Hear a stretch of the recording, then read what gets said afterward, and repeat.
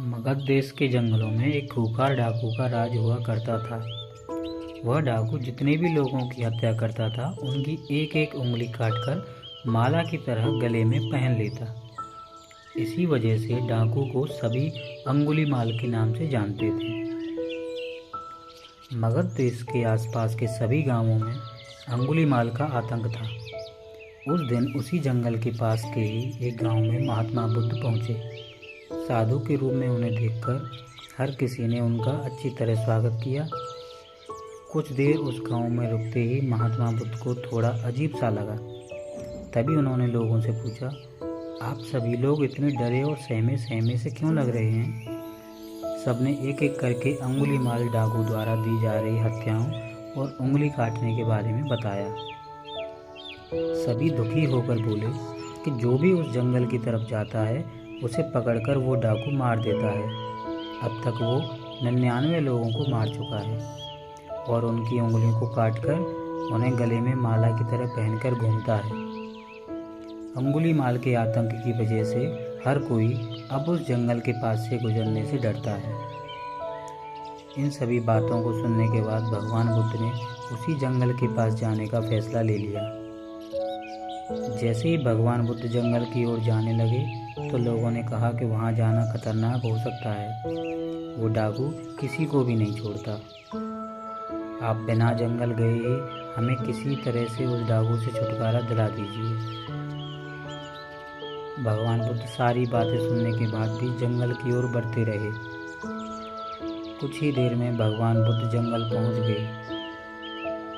जंगल में महात्मा के भेष में एक अकेले व्यक्ति को देखकर अंगुलीमाल को बड़ी हैरानी हुई।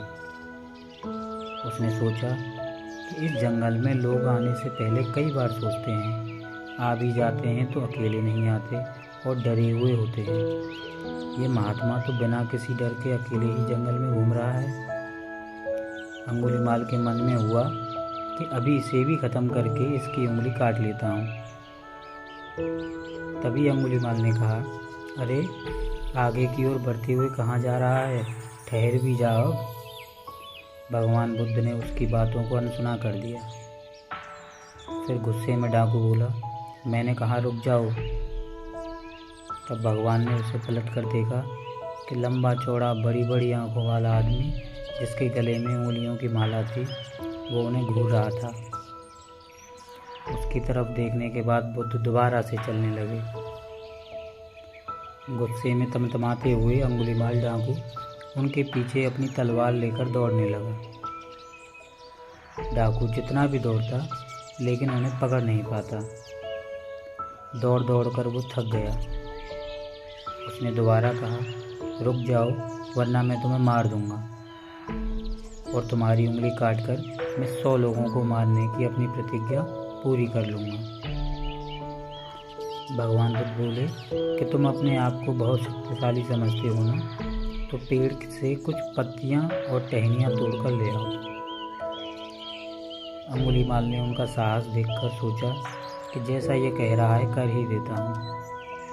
वो थोड़ी देर में पत्तियाँ और टहनियाँ तोड़कर ले आया और कहा, ले आया मैंने। फिर बुद्ध जी कहने लगे, अब इन्हें दोबारा पेड़ से जोड़ दें। यह सुनकर अंगुलीमाल बोला, तुम कैसे महात्मा हो? तुम्हें नहीं पता कि तोड़ी हुई चीज़ को दोबारा नहीं। भगवान बुद्ध ने कहा कि मैं यही तो तुम्हें समझाना चाहता हूँ कि जब तुम्हारे पास किसी चीज़ को जोड़ने की ताकत नहीं है तो तुम्हें किसी वस्तु को तोड़ने का अधिकार भी नहीं है। किसी को जीवन देने की क्षमता नहीं तो मारने का हक भी नहीं। यह सब सुनकर अंगुलीमाल के हाथों से हथियार छूट गया। भगवान आगे बोले, तू मुझे रुक जा कह रहा था। मैं तो कब से स्थिर हूँ। वो तू ही है जो स्थिर नहीं है। अंगुलीमाल बोला, मैं तो एक जगह पर खड़ा हूँ तो कैसे अस्थिर हुआ? और आप तब से चल रहे हैं। बुद्ध भगवान बोले, मैं लोगों को क्षमा करके स्थिर हूँ और तू हर किसी के पीछे उसकी हत्या करते हुए भागने की वजह से अस्थिर है। यह सब सुनकर अंगुलीमाल डाकू की आंखें खुल गईं और उसने कहा, आज के बाद से मैं कोई अधर्म वाला कार्य नहीं करूँगा। रोते हुए अंगुलीमाल डाकू भगवान बुद्ध के चरणों पर गिर गया। उसी दिन अंगुलीमाल ने बुराई का रास्ता छोड़ा और वो बहुत बड़ा सन्यासी बन गया। यह कहानी हमें यही सिखाती है कि सही मार्गदर्शन मिलने पर व्यक्ति बुराई की राह को छोड़कर अच्छाई को चुन लेता है।